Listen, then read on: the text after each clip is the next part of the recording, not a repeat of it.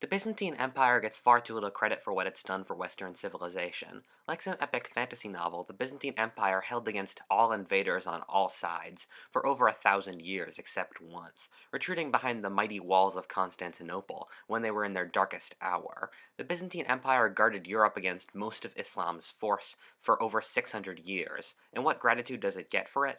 Nothing. No one thinks of the Byzantine Empire, at least in the English-speaking world. Constantinople, the capital of the Byzantine Empire, could have easily been conquered a couple times, but one of the more historically decisive sieges was the 718 siege by the Muslims. The Muslims had surrounded the city, and through much pretty damn heroic fighting, the Byzantines were able to fight them off, with the decisive weapon being Greek fire, or a medieval version of the flamethrower, which burned the Muslim fleets. If the Byzantines had lost the siege, it would mean the city would fall into Islamic hands 700 years before it did in our timeline. So what if the Muslims had won the 718 siege of Constantinople? What would borders be like? What would culture be like? That is the question of this alternate history. In this timeline, anything goes slightly wrong, and the Byzantines lose Constantinople. With the fall of Constantinople, the entire Byzantine Empire would likely fall into Islamic hands, with the exception being Italy and the interior of the Balkans, which was technically controlled by the Byzantines but actually controlled by the Bulgars. The defeat of the Byzantines would hand over control of the Mediterranean to the Muslims. The Byzantines were basically the only naval force that would challenge the Muslims for hundreds of years in the Mediterranean. Their effect was varying, with at some points basically controlling the Mediterranean in its entirety, and others having Muslim pirates practically on the walls of Constantinople. But removing the Byzantines would in general lead to Christendom losing any form of resistance to the Muslims in the Mediterranean.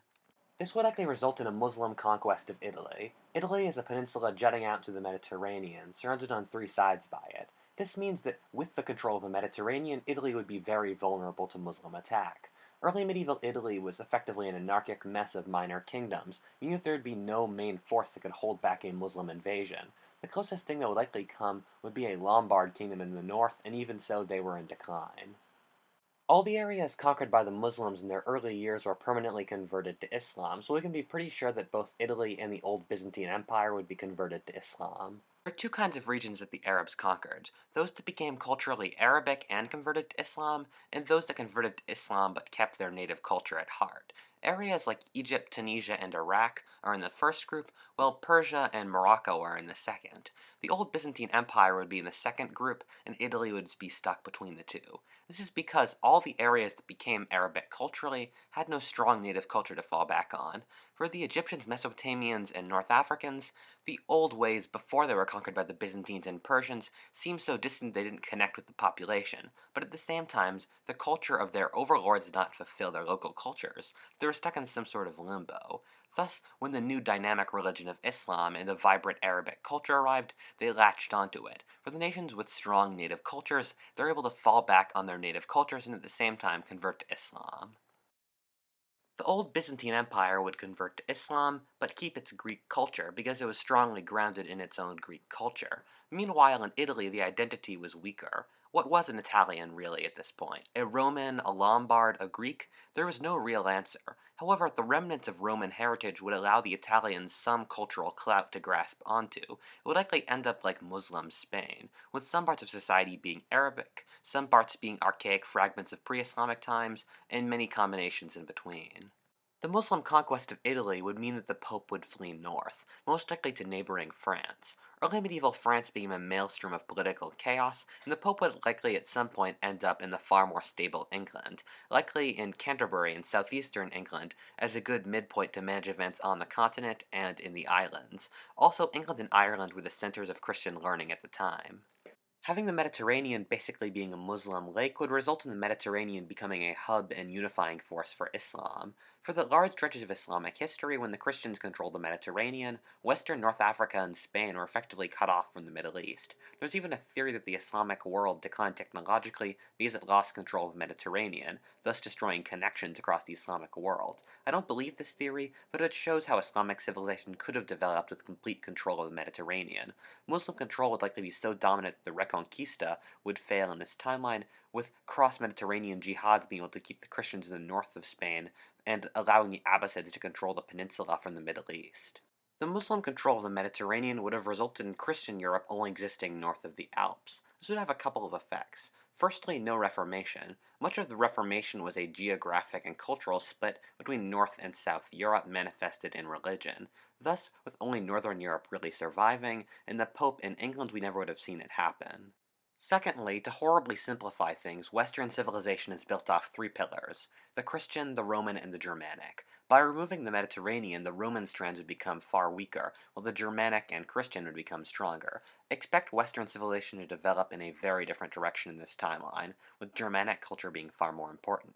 Thirdly, Western civilization would be more cut off from the rest of the world, without the Mediterranean dragging them into the Middle East and North Africa. This would likely result in worse technology and slower cultural innovation, but by how much I can't tell you. It's pretty easy to predict which tribes will convert to Islam and which ones will convert to Christianity. Forest tribes convert to Christianity and plains tribes convert to Islam. This is because, in the early medieval forest regions, most of the meat came from pork and the preservation of grain was done in the form of alcohol, both of which are banned in Islam. Meanwhile, Islam was originally a religion of the nomadic Bedouin, and so the nomadic tribes of the steppe found many tenets of Islam, like the Sufi dervishes, the idea of jihad, and lots of causes that helped with being a nomadic tribe useful. This theory hits a crossroads with the Bulgars, however. People often forget the Bulgars were a major power in the early Middle Ages, at some points basically controlling all of the Balkans, and not just being limited to modern-day Bulgaria. The issue is, the Bulgars were a steppe tribe that were transforming to being a forest tribe. Although I think they'd probably convert to Islam, because with the fall of the Byzantine Empire, Islam would appear to be the dominant religion, and they would look up to the Muslims as the nearest advanced society. Thus, in this timeline, the Bulgars would convert to Islam and make most of the Balkans Muslim. People often forget the Hungarians were originally a steppe tribe, and at this point, being fresh off the steppe, they would convert to Islam, thus dragging Hungary and all the neighboring regions with them. But the forest tribes like Poles, Germans, and Russians would still convert to Christianity. Since the Byzantine Empire and thus the Eastern Orthodox Church would have been destroyed in this timeline, it would mean that Russia would have converted to Catholicism. I really don't know enough about Russian culture to say what the full effects of this would be, but it would probably mean Russia would be more connected to Western Europe, although to what scale I can't really tell you, since a lot of the reasons Russia split off from Western Europe was due to the Mongols. It had nothing to do with religion.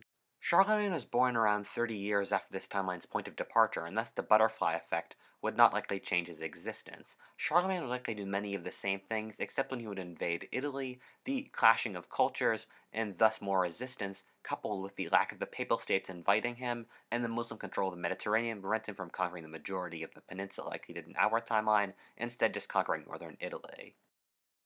This would make northern Italy, our timeline's Lombardy and Po Valley, Christian, and thus culturally separated from the rest of Italy.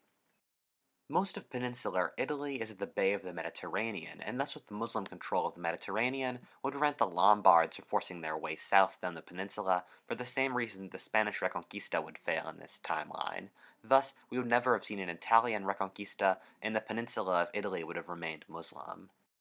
The central Abbasid authority in Baghdad would still go into decline because it was mainly caused by internal issues that wouldn't be affected by this timeline.